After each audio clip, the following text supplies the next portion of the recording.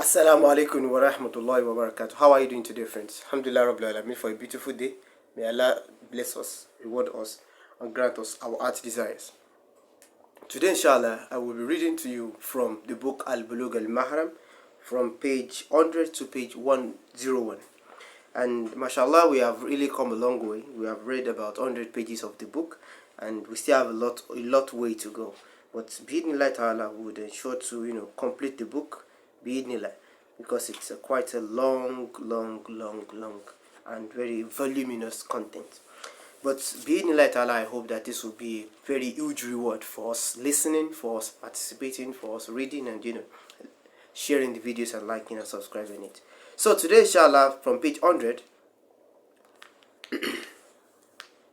narrated by Abu Hurairah anhum, Allah's Messenger sallallahu alaihi wasallam said, whenever you recite Surah Al-Fatiha, recite Bismillahir Rahmanir Rahim, for it is one of the ayats. Reported by Al-Darqutni, who verified it as Mawquf, and the sayings of Abu Hurairah. The next hadith says, Abu Hurairah says, whenever Allah's Messenger completed the recitation of Surah Al-Fatiha, he raised his voice and said, Ameen.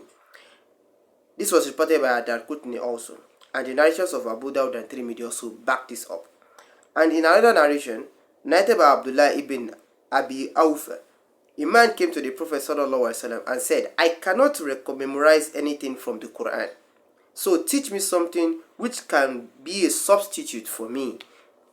He said, say Subhanallah, Allah is free from imperfection, Walhamdulillah, and praises Allah, Wala ilaha illallah, and there is nothing worthy of worship except Allah, and Wala hawla wala quwwata illa billahi al-azim. There is no might and no strength but in Allah, the most merciful, the most high, and the most supreme. We beseech Allah subhanahu wa ta'ala to help us memorize the Quran. But if you are unable to memorize anything from the Quran, this is something you can say. And narrated by Abu Qatada, our last Messenger said, he used to lead us in prayer and recite in the first two rak'ah of the Zuhr and Asr prayer Surah Al-Fatiha and two other surah, and he would sometimes recite loud enough for us to hear the verses.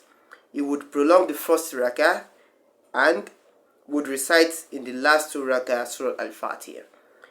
And lastly, on page 101, narrated by Abu Sa'id al-Khudri, we used to estimate the length of the standing position of Allah's Messenger sallallahu alaihi wasallam, and in Zuhur and Asr, and we estimated that he stood in the first two rakat of the Zuhr prayer as long as it takes to recite Alif Lam Mim Surah Al-Sajdah, and in the last two rakat a half of the time of that, and in the first two rakat of Asr he used to stand as long as a rakat to the two of Dhuhr, and the last two rakat of Asr used to be the half of the time of the first two rakat.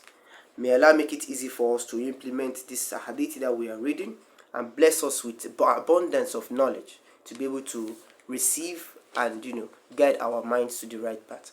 Practice the deen and let it protect you. Assalamu alaikum.